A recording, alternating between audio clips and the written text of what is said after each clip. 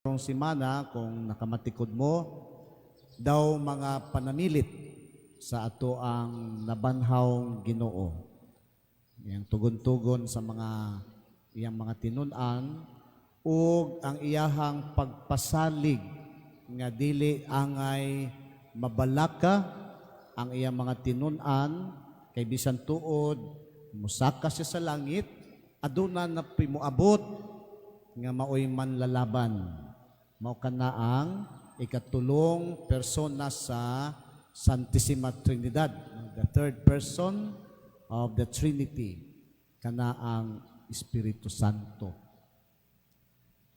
Diri sa Ebanghelyo, gipasabot sa atong Ginoong Hesus nga daghan paunta siya isulti sa iyang mga tinun-an. Pero niya gihurot dayon nganuman kay dili pa sila andam, dili pa sila makasabot. Nasayod ang atong Ginoong Hesus nga ang tao dili one time nga makasabot, no, overnight makasabot dayon. Bisan gani ang ato ang paglambo isip tao dugay gikan sa bata, may motang adolescent, may motang adult, no? Hinahinay gina walay na tawo nga hingpit na dayon. Gani bisag senior citizen na ta, di pa man kita maingon nga nahingpit nako Ginoo kay senior nako. Dili pa gani gihapon, no? Nagpasabot gapadayon pagihapon ang ato ang paglambo ngadto sa kahingpitan. Or ang atong journey towards holiness, dili na mahitabo sa usa ka gabi ilang nag-retreat ka, dayon paghuman sa retreat, balaan ka na kaayo, perfect na gayod. Dili, no? Naay principle of gitawag of principle of gradualness. Gradual ba kanang inanay, hinay-hinay. It's a principle in life nga may mga butang sa kinabuhi nato dili paspason, dili kaliton o dili sa overnight, kundi inanay, gradual. So kana gradual nga pagtuon, gradual inay-inay nga pagpalawom sa atong pag-ila kang Kristo, inanay nga paghingpit sa kaugalingon o walay overnight niining atong kinabuhi. So mga igsuon, kung asa man kakaron sa imuhang journey, no, ngadto sa pagkabalaan, kana imong journey sa pakigsuod sa Ginoo, ayaw ka discourage mo ka nga di pa man ko perfect. Sige ra kog simba kada adlaw, wa man kay ko mahingpit gyud. O kinsa man gyud mahingpit dayon, no?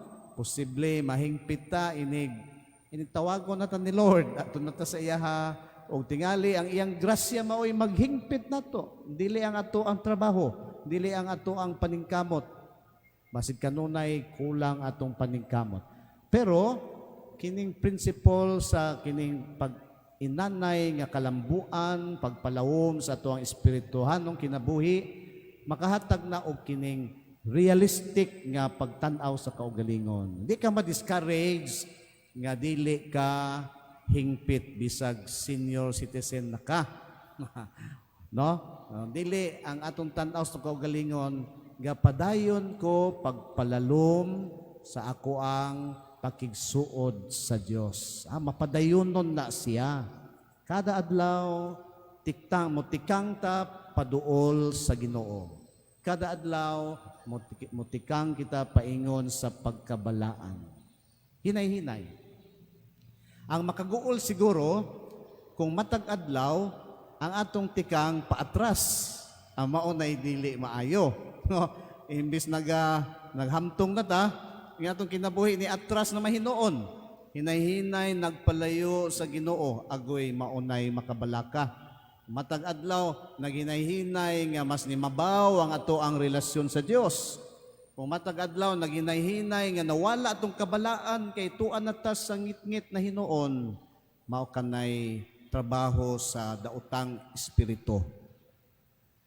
So dapat atong sangpiton ang Espiritu Santo mao'y gisaad sa Ginoo. Ingon siya, di pa ninyo masabtan tanang dayon. Pero moabot ang higayon nga makasabot mo. Hinay-hinay. Kisay mo tabang sa atong pagsabot ang Espiritu Santo. Apan inigabot sa Espiritu sa kamatuuran, tultulan kamo niya sa tibuok kamatuuran. So ang Espiritu Santo maoy mugiya nato, maoy mutultol nato, maoy atong inspiration sa ato ang pagpaningkamot nga himong mas maayong tao matagadlaw. Bisag dili makabot dayon ang kahingpitan, perfection, apan ginagmay nga tikang nga gigiyahan sa Espiritu Santo, inspired by the Holy Spirit, kana maoy makapalipay sa ato ang amahan. So mga igsuon, matag adlaw ato ang paghalad ni Santos nga misa, ato ang ampo sa Ginoo, pagpamalandong sa iyang pulong, pagpaningkamot nga magpuyo subay sa pagtulunan ni Jesus, makapalipay kana sa ato ang Dios. Kanunay sangpiton nato ang Espiritu Santo nga dili ta niya pasagdan diya sa dalan, kundili iya tang tultulan o i-inspire pagani atong kasing-kasing unta kanunay nga magdilaab diya sa pagpaningkamot nato nga mas mahimong labing suod sa Dios.